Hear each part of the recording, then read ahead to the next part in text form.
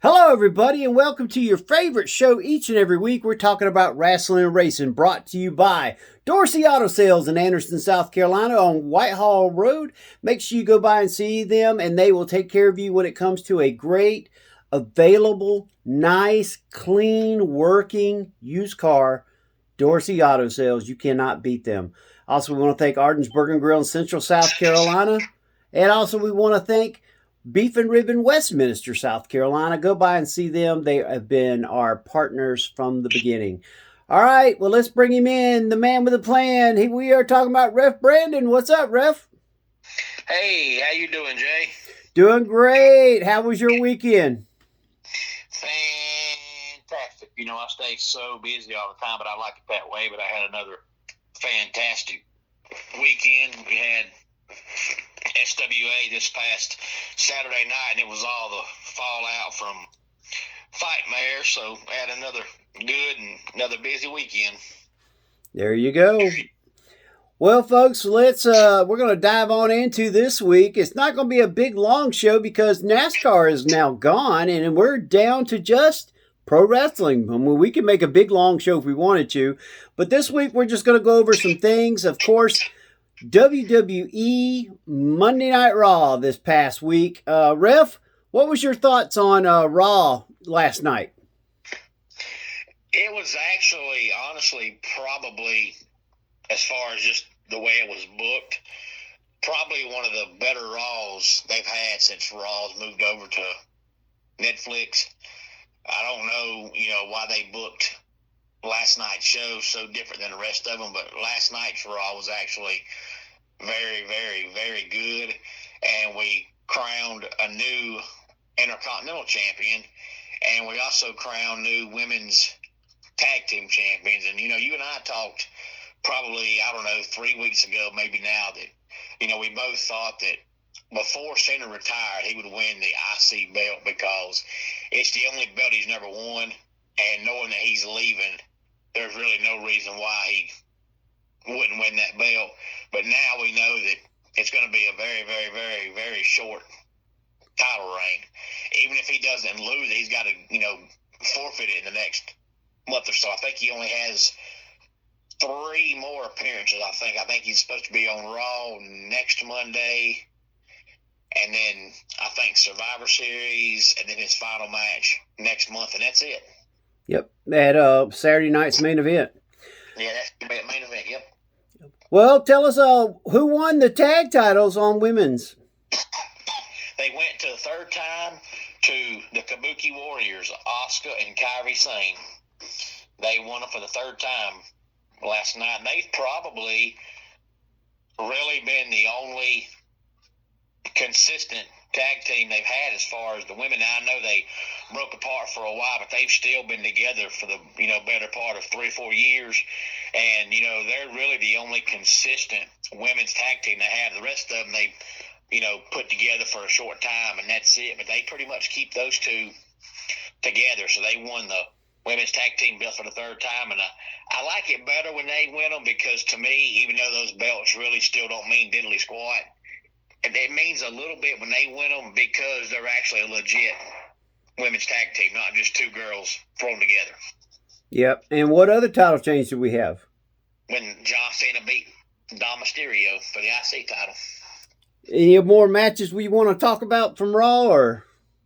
Well, there was probably one key thing that people have to look out for going forward, and that was Damian Priest wrestled Rusev, and there was a qualifying match to wrestle John Cena for Cena's last match. But the key thing was not Rusev winning the match, but it was Damian Priest and Aleister Black had an altercation a couple weeks ago, and now Damian Priest's eye is almost black.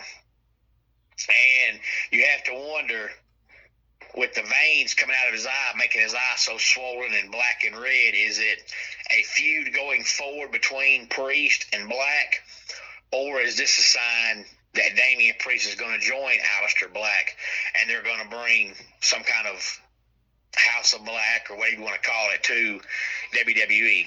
And that was something that was very noticeable last night because it could go either way. It could be a feud, or it could be his eyes black because they're showing you the House of Black is coming, down the road. Yeah. Well, what did you think about SmackDown last week coming into the weekend? I thought SmackDown was pretty good too. I do like the way they're building Survivor Series, which is good because it's right around the corner. But I thought SmackDown was good too. So I thought that SmackDown last week and Raw last night have both been really, really, really good. So maybe they're finally, hopefully, getting past this pretty much dead spell they've been on since about WrestleMania, because it's been better over the last couple of weeks. It's slowly starting to make sense again. So maybe we're going down that road now. Well, I agree with you. Well, there you go, folks. That was our Beef and Rib WWE Raw and SmackDown news and notes for this week. And we now will go to our Arden's Burger and Grill AEW news and notes. What was that? Oh, nothing. Oh, okay. It popped the phone popped, so I thought maybe you was trying to say something. Well, folks, we said last week we knew there was going to be more matches getting ready for Full Gear coming up on the 22nd, and we've got now 6 matches, possibly 7, which this week is going to be Blood and Guts tomorrow night, both a men's and a women's Blood and Guts match. We'll talk about that next week because there's been some more stuff that's going to be added, and I don't want to just go over Blood and Guts. We're going to go over Full Gear. Well, Ref, we kind of went over 3 matches. We went over the Paige, Samoa Joe, Statlander, Mercedes Moné, and Brodito versus FTR. But now we've got 3 more matches added. AEW National Championship, the national title that was worn by Wahoo, Tully Blanchard, Arn Anderson, many other superstars, has been brought back. Now, I don't understand why we got rid of the international title if we're going to bring back the national title, and the national title is going to be basically fought all over the world too. But anyway, it will be a casino gauntlet match to crown the inaugural champion, which means the match can end before even the rest of the participants get in the ring. So it's going to be kind of crazy to see how this goes.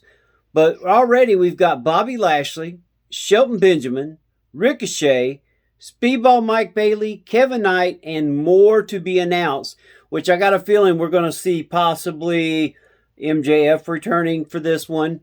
I've been told several other superstars that's been on the shelf will be coming back. So what's your thoughts about this national championship, Ref? It's kind of hard to pick a winner when you don't know who all is going to be in it. But I do agree with you as far as it doesn't make much sense to get rid of a national belt to turn around and bring back a national belt. Maybe the only reason they've done that was to make it seem like whoever won that feud and that match, it meant more because you're pretty much unifying one belt. Otherwise, the match pretty much seemed like it meant nothing. But if that wasn't the reason, I'm like you, it really didn't make much sense to have a national belt go away to bring back another national belt. The only thing if I had to pick a winner right now, I'd pick Bobby Lashley. But like I said, it's kind of hard to pick when you don't know who all's going to be in it. Yeah, if I had to pick her now, I'd pick Ricochet. I think they got to put something on him. Lashley's been holding the tag belts. I think Lashley's going to be going after ROH or the World AEW title. One of the two of those is going to probably be around his waist eventually soon, or the TNT Championship, which we talk about next. Kyle Fletcher versus Mark Briscoe in a no DQ. If Briscoe loses, he has to join the Callis family. I don't know. They need to do something with Mark Briscoe.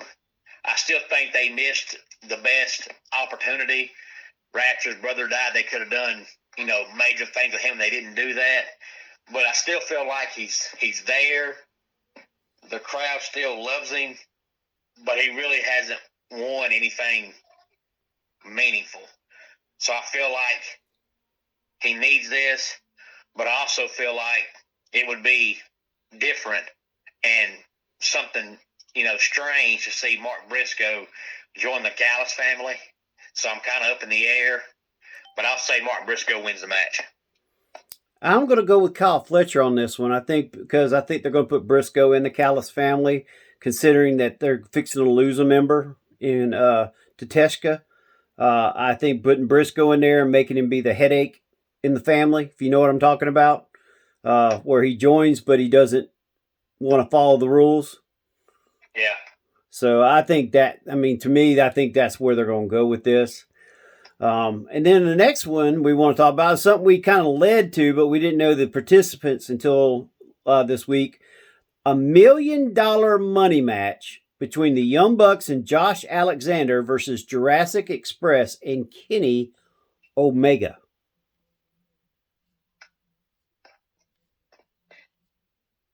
I don't know. What they've done with the Young Bucks recently, ever since they came back, makes you feel like they're going to lose. But at the same time, they've been losing a lot lately, especially for the Young Bucks. So it makes you feel like this is the time they win. So I'll go with the Young Bucks.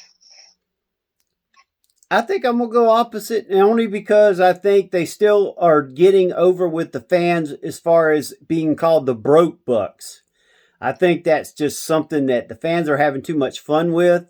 I think it's actually made them more money because, for I understand, the shirts, the broke Bucks, are actually one of their top selling shirts. So for them to lose and not be the broke Bucks no more, you know what I'm saying? I think that would, if they won, I think that would kind of kill that shirt sales.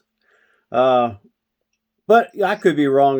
People might just buy it just because they want to call them the broke Bucks. But I'm going to go with Jurassic Express one more time with Kenny Omega. I think they do this particular match. Now, Ref, I know I didn't even talk to you about this because it just came into my mind.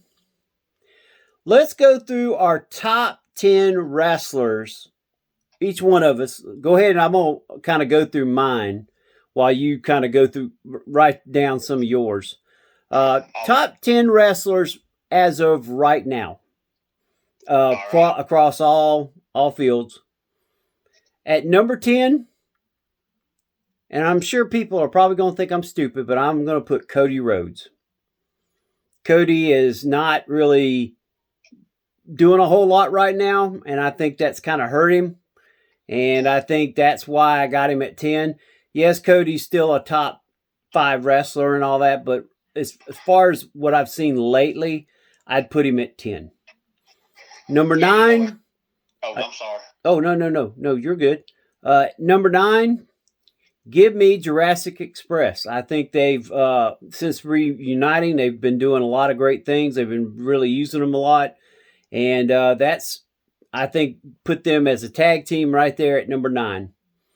At number 8, give me Josh Alexander. I think Josh Alexander is finally getting used the way he should have been used when he first got to AEW. I think it was kind of confusing to see him where he was, and it still is in some ways.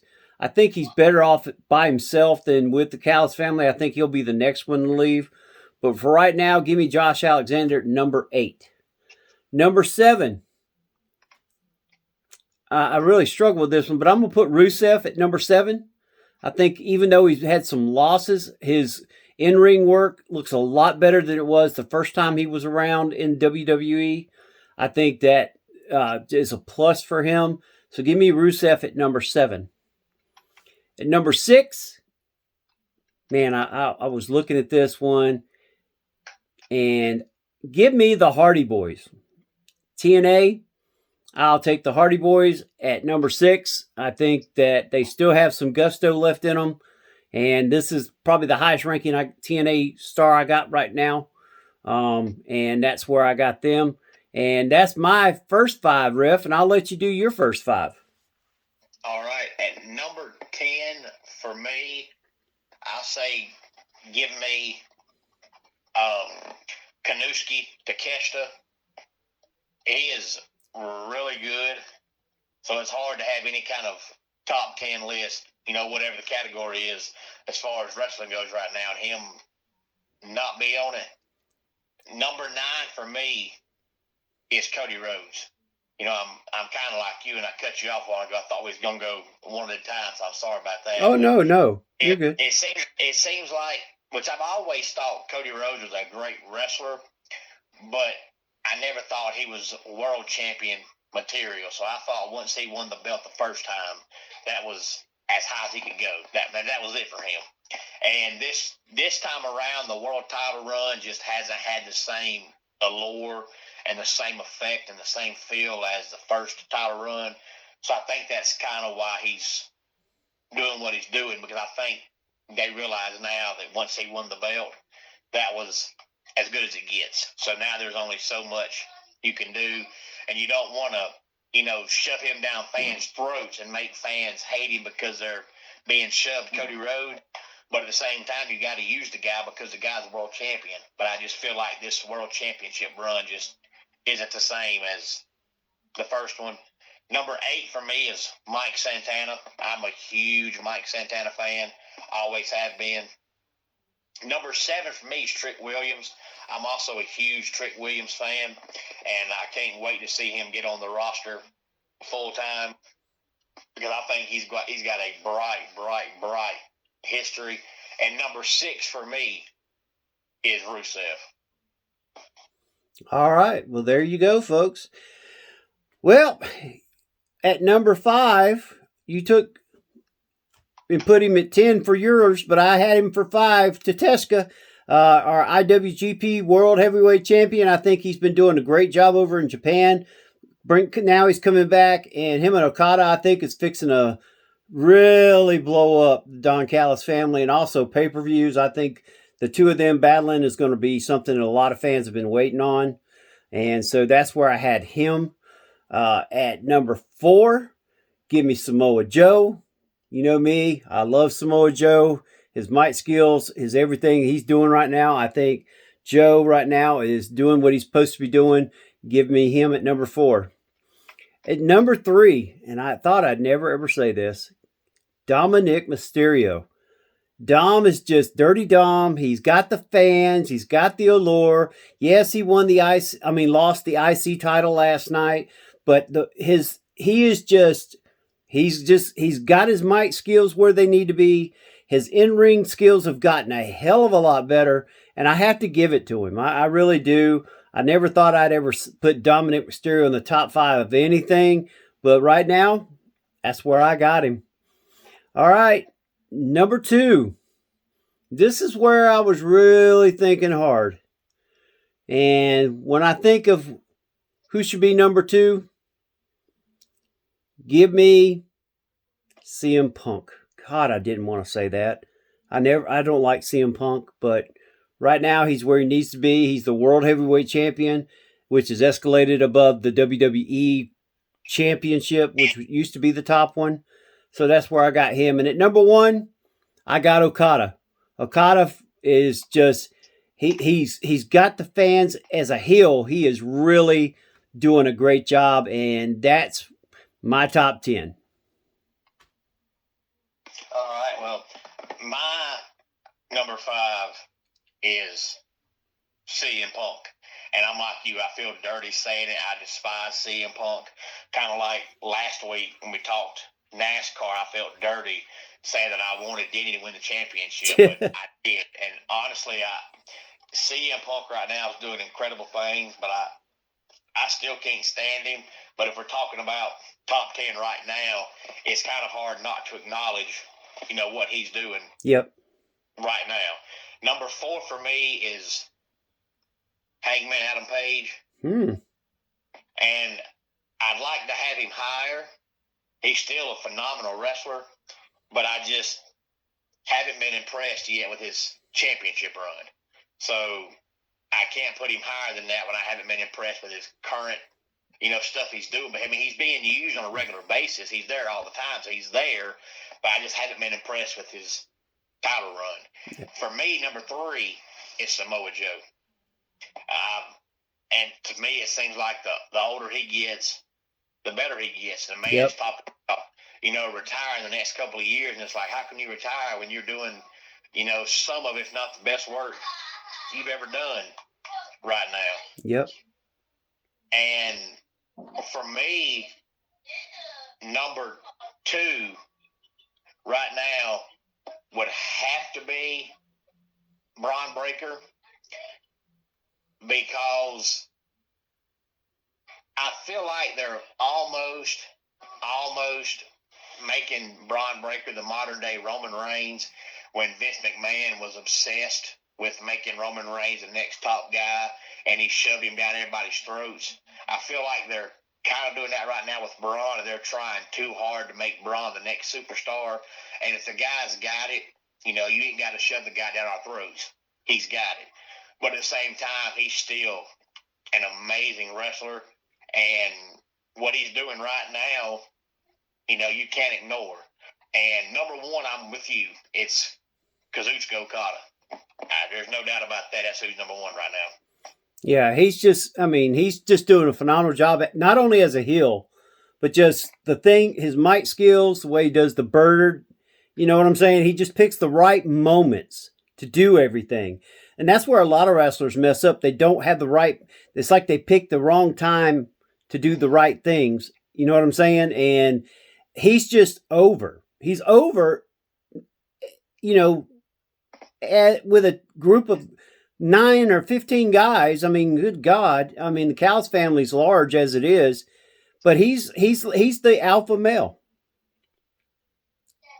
I was kind of scared at first. I mean, I had watched New Japan, so I knew that Okada was an amazing wrestler, but so was, and so is still, Shinsuke Nakamura. Yep. But Nakamura has never translated to the American culture because, he can't speak very good English. Yeah. And they claimed Okada couldn't either, so I was kind of like, man, Okada's going to be like Shinsuke. Going to get over here and get stuck because he can't speak English, but it's working for him. They give him the right words to say. Yeah, it's working for him. Yep. All right, Ref. Well, next week we are going to do something that we said we was going to do. We started it, but then we lost our way a little bit. So we're going to do like Jey Uso and turn it around, play it back. We're going to do our inaugural Rasslin and Racin draft. And when we tell you we're going to do this draft, we're talking about superstars from all promotions.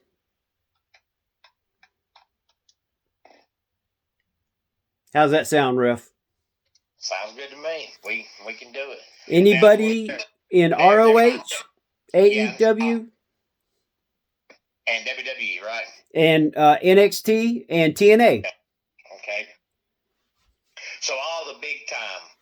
I was gonna say it might not be a good thing to use all, because there might be some folks that ain't gonna know these guys unless they're in AEW or WWE or TNA. And just for the record, everybody, the referees for each brand, for my brand, will be referee Slim. I'm going to bring Slim over here to my brand. That's right. I'm calling my shot right now. Ref Brandon's going to be the ref at his brand, but I'm bringing Slim over here. All right.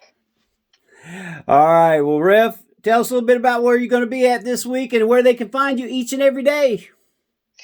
You can find me just about every day on YouTube at Ref Brandon and the Todd family. I don't post every day, but I post just about every single day.